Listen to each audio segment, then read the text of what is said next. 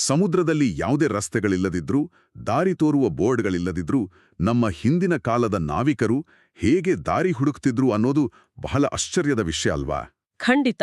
ಇದು ನಿಜಕ್ಕೂ ಒಂದು ಅದ್ಭುತ. ಅವರಿಗೆ ಸಹಾಯ ಮಾಡಿದ್ದು ಕೇವಲ ಒಂದು ಚಿಕ್ಕ ಮ್ಯಾಗ್ನೆಟ್ನ ಮ್ಯಾಜಿಕ್. ಹೌದು.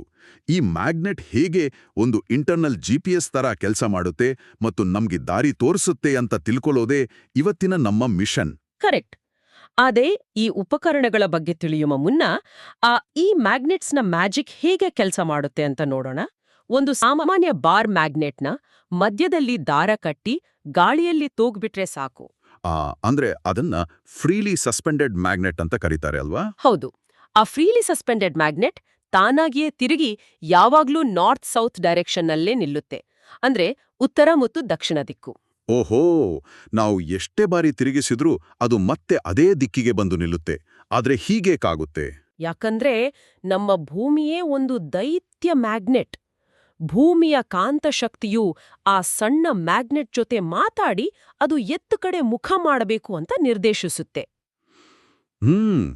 ಅಂದ್ರೆ ಈಗ ಒಂದು ಜಾತ್ರೆಯಲ್ಲಿ ಅಥವಾ ಜನಜಂಗುಳಿಯ ಮಾರುಕಟ್ಟೆಯಲ್ಲಿ ತಾಯಿ ತನ್ನ ಮಗುವನ್ನ ಕೈ ಹಿಡಿದು ಸುರಕ್ಷಿತವಾಗಿ ನಡೆಸೋ ಹಾಗೆ ನಿಖರವಾದ ಹೋಲಿಕೆ.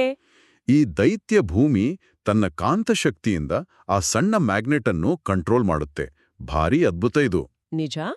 ಭೂಮಿ ಮತ್ತು ಮ್ಯಾಗ್ನೆಟ್ ನಡುವಿನ ಈ ಗೆಳೆತನವನ್ನ ಬಳಸಿ ಮನುಷ್ಯರು ಒಂದು ಸಾಧನವನ್ನ ಕಂಡುಹಿಡಿದ್ರು. ಅದೇ ಮ್ಯಾಗ್ನೆಟಿಕ್ ಕಂಪಾಸ್. ಅರೇವಾ, ಈ ಮ್ಯಾಗ್ನೆಟಿಕ್ ಕಂಪಾಸ್ನ ಒಳಗೆ ಏನೇನಿರುತ್ತೆ ಅಂತ ನಮ್ಮ ಟಿಪ್ಪಣಿಯಲ್ಲಿದೆ ಅಲ್ವಾ? ಹೌದು. ಇದರಲ್ಲಿ ಗಾಜಿನ ಮುಚ್ಚಳವಿರುವ ಒಂದು ಕಂಪಾಸ್ ಬಾಕ್ಸ್ ಇರುತ್ತೆ. ಅದರೊಳಗೆ NSEW ಅಕ್ಷರಗಳಿರುವ ಡಯಲ್ ವಿತ್ ಡಿರೆಕ್ಷನ್ಸ್ ಇರುತ್ತೆ. ಅಂದ್ರೆ ದಿಕ್ಕುಗಳನ್ನ ತೋರಿಸುವ ಡಯಲ್. ಕರೆಕ್ಟ್. ಅದರ ಮಧ್ಯದಲ್ಲಿ ಒಂದು ಚೂಪಾದ ಪಿವಿಟ್ ಪಿನ್ ಇರುತ್ತೆ, ಮತ್ತೆ ಅದರ ಮೇಲಿರುವ ಹಗುರವಾದ ತಿರುಗುವ ಕಂಪಸ್ ನೀಡಲಿರುತ್ತೆ. ದಟ್ಟವಾದ ಕಾಡು ಅಥವಾ ಮಂಜಿನಿಂದ ಕೂಡಿದ ಸಮುದ್ರದಲ್ಲಿ ನ್ಯಾವಿಗೇಷನ್ಗೆ ಅಂದ್ರೆ ದಾರಿ ಹುಡುಕಲು ಇದು ಬಹಳ ಮುಖ್ಯವಾಗಿತ್ತು ಅಂತ ನಾವು ಕೇಳಿದ್ದೇವೆ. ಹೌದು. ಆದ್ರೆ ಈ ಆಧುನಿಕ ಕಾಂಪಸ್ ಬರೋ ಮುಂಚೆ ನಮ್ಮ ಭಾರತದ ನಾವಿಕರು ಬಹಳ ಹಿಂದೆಯೇ ಬೇರೊಂದು ಉಪಕರಣ ಬಳಸ್ತಿದ್ರು ಗೊತ್ತಾ? ಓಹೋ, ಹೌದಾ? ಅದು ಯಾವುದು ಅಂತ ನಾನು ಊಹಿಸಬಹುದಾ? ಅದಕ್ಕೆ ಮತ್ಸ್ಯಯಂತ್ರ ಅಂತ ಹೆಸರಿತ್ತು. ಹೌದು, ಸರಿಯಾಗಿ ಹೇಳಿದ್ರಿ. ಮತ್ಸ್ಯ ಅಂದ್ರೆ ಮೀನು. ಇದೊಂದು ಎಣ್ಣೆಯ ಬಟ್ಟಲಿನಲ್ಲಿ ತೇಲುತ್ತಿದ್ದ ಮ್ಯಾಗ್ನೆಟಿಕ್ ಲೋಹದ ಮೀನು. ಅಬ್ಬಾ, ಆ ಮೀನು ಯಾವಾಗ್ಲೂ ನಾರ್ತ್ ದಿಕ್ಕನ್ನೇ ತೋರಿಸ್ತಿತ್ತು. ನಮ್ಮ ಹಳೆಯ ಕಾಲದ ನಾವಿಕರು ಎಣ್ಣೆಯಲ್ಲಿ ತೇಲುವ ಮೀನನ್ನೇ ತಮ್ಮ ನ್ಯಾವಿಗೇಷನ್ ಉಪಕರಣವನ್ನಾಗಿ ಮಾಡಿಕೊಂಡಿದ್ರು. ಎಷ್ಟೊಂದು ಅದ್ಭುತವಾದ ಐಡಿಯಾ! ಖಂಡಿತ. ಎಣ್ಣೆಯಲ್ಲಿ ಘರ್ಷಣೆ ಕಡಿಮೆ ಇರೋದ್ರಿಂದ ಆ ಲೋಹದ ಮೀನು ಸುಲಭವಾಗಿ ತಿರುಗುತ್ತಿತ್ತು. ಅಂದ್ಹಾಗೆ ಈ ಮ್ಯಾಜಿಕ್ ನೋಡ್ಲು ನಾವು ಹಳೇ ಕಾಲದ ನಾವಿಕರಾಗ್ಬೇಕಿಲ್ಲ.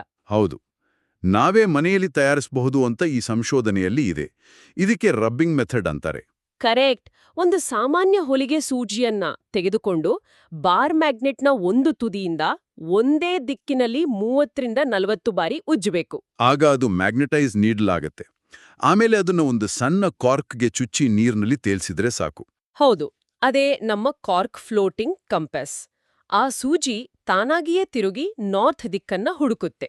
ಆದ್ರೆ ಇಲ್ಲಿ ಒಂದು ಮುಖ್ಯವಾದ ವಿಷಯ ಇದೆ. ಸೂಜಿಯನ್ನ ಹಿಂದೆ ಮುಂದೆ ಉಜ್ಜಬಾರ್ದು ಅಲ್ವಾ? ಖಂಡಿತ ಉಜ್ಜಬಾರ್ದು.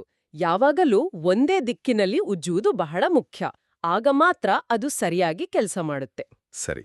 ಒಟ್ಟಾರೆಯಾಗಿ ಹೇಳೋದಾದ್ರೆ ಮ್ಯಾಗ್ನೆಟ್ಸ್ ಪ್ರಪಂಚದ ಅತಿ ಹಳೆಯ ನಕ್ಷೆಗರು. ಇವುಗಳ ಮ್ಯಾಜಿಕ್ ಇಲ್ಲದಿದ್ರೆ ಸಮುದ್ರದಲ್ಲಿ ದಿಕ್ಕುಗಳನ್ನ ಹುಡುಕುವುದು ಬಹಳ ಕಷ್ಟವಾಗುತ್ತಿತ್ತು. ನಿಜ.